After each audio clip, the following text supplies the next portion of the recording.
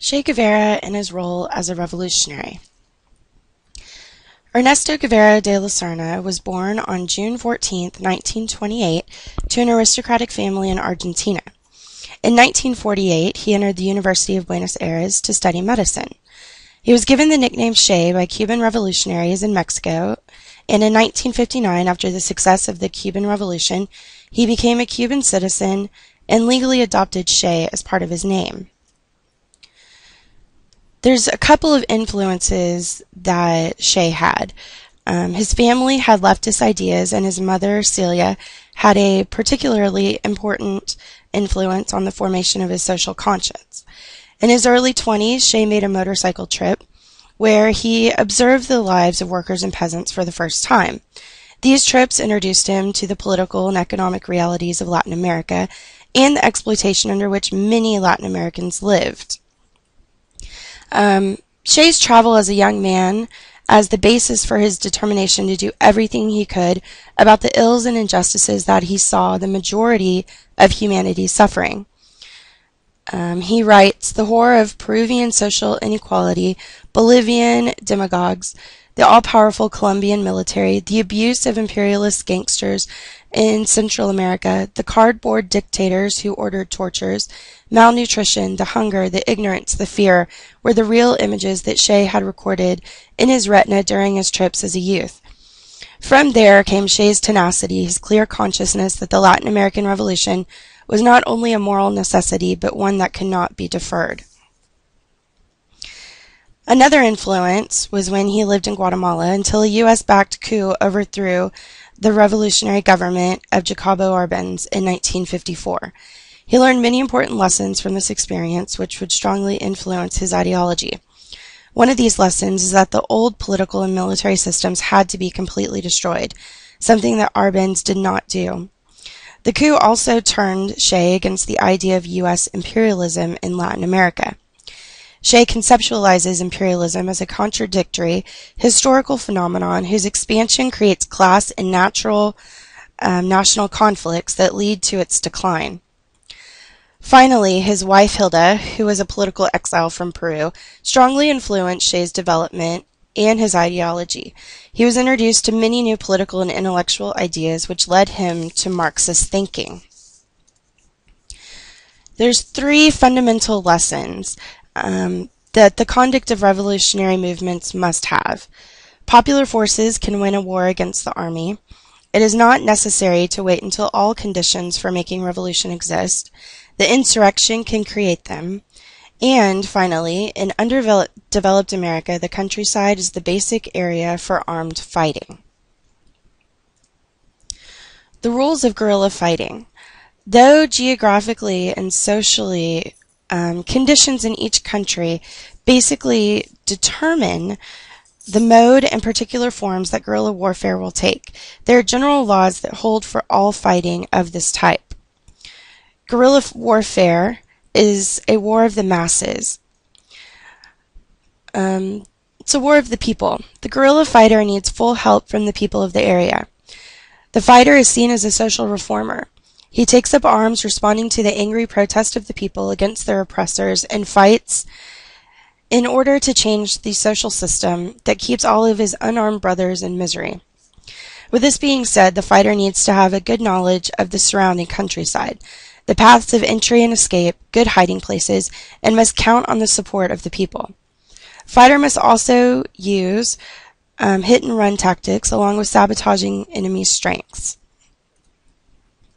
The supplies that every guerrilla fighter needs to have is a canvas bag to hold a hammock, a nylon cover over the top to keep out rain, shoes for marching, soap, not for keeping the body clean, but to wash plates, forks, and knives in order to keep away parasites, a rifle, knife, matches, lighter, water canteen, antibiotics, aspirin in order to lower a fever, a type of smoke, whether it be cigars, cigarettes, or pipe tobacco, toothbrush, toothpaste, and a book, because it raises the cultural level of the soldiers and discourages the tendency to gamble or other undesirable forms of passing time.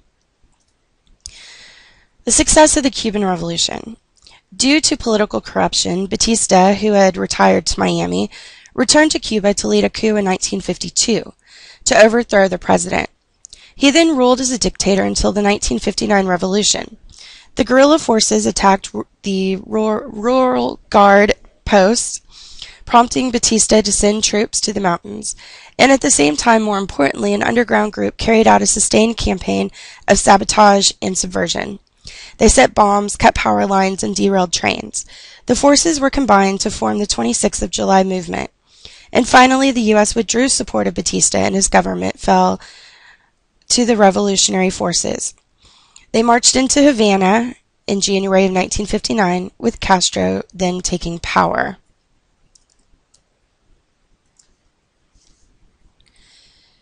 The new role in Cuba. After the triumph of the Cuban Revolution on January 1, 1959, Che assumed a series of positions in the new government. He was first named the head of the National Bank, a job for which he had no training or expertise, and in 1961 he assumed the post of Minister of Industry. He led a Cuban delegation to the Inter-American Economic and Social Council, sponsored by the Organization of American States in Uruguay, where he strongly denounced the motives of John F. Kennedy's Alliance for Progress program. Increasingly, Che traveled internationally as an ambassador for Cuba. He left Cuba in 1965 to spread the revolutionary struggle. He first surfaced in Africa fighting in the Congo and then returned to Latin America with the intent of sparking a hemisphere-wide guerrilla uprising. Che became increasingly vocal in denouncing United States imperialism. He believed that the people throughout Latin America were ready for a revolutionary uprising. Che moved on to Bolivia. The guerrilla warfare was something unheard of in Bolivia, where the peasants were passive participants and not violent actors in the political struggle. As Che hid in the countryside, 1,500 Bolivian rangers, trained by American Green Berets who had learned the trade-fighting guerrilla movements in Laos and Vietnam, went looking for Che and his men. Che had been among one of the first casualties, and other guerrilla fighters had tried desperately to retrieve his body. So what changed in Bolivia?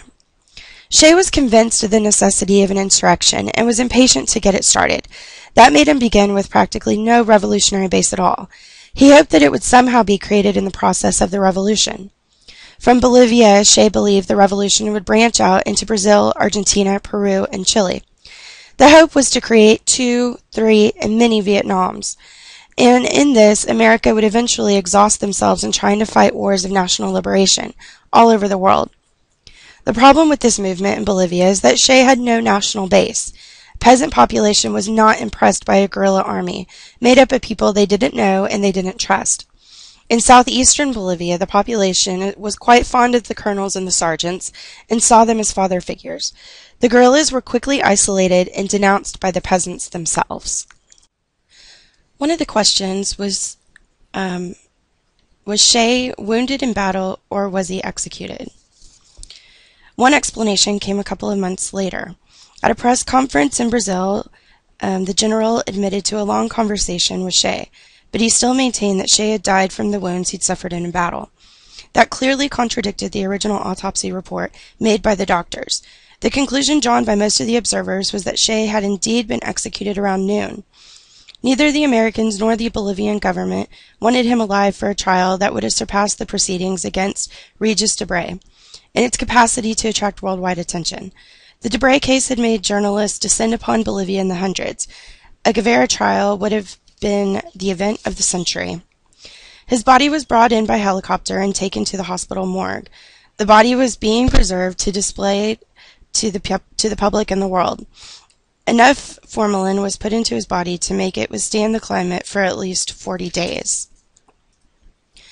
So what is Che's legacy? Anyone can find a t-shirt, a mural, a watch, or any merchandise with Che's face on it easily on the internet. There have been countless books and movies made about his life. But if one looks at the research and the writings about Che, it's clear that his only success was in the Cuban Revolution. He failed in the Congo and in Bolivia to begin successful revolutions. So why is he still an influential person in history? Some historians believe his spirit lives on in the minds of people all over the world, and his revolutionary myth has grown. Revolutionary ideals that he lived and died for have transcended the gap in generations and cultures, and the familiar slogan of the late 1960s and early 1970s, Che Vive, appears to have as much meaning now as it did then. His revolutionary legacy continues to influence not only those who were inspired then, but also those who are discovering him today. During the 1960s and 1970s, Che became one of the heroes of the student and anti-war movements in the United States and Western Europe. Another historian, Jorge Castaneda, says that many of us today owe the few attractive and redeeming features of our daily existence to the 60s, and Che Guevara personifies the era better than anyone. Also, there's an enormous quantity of unpublished materials by Che Guevara that remain to be published, such as his 153-page manuscript on his Congo mission, and it's quite possible that we will discover even more about him in the years ahead. To help with the research for this presentation, I used the Charlip and Bradford Burns book, Che Guevara's Guerrilla Warfare with the introduction by Mark Becker, and 3 journals from Richard Harris, Bjorn Kumm, and James Petres. All of the images for this PowerPoint were found on Google Images.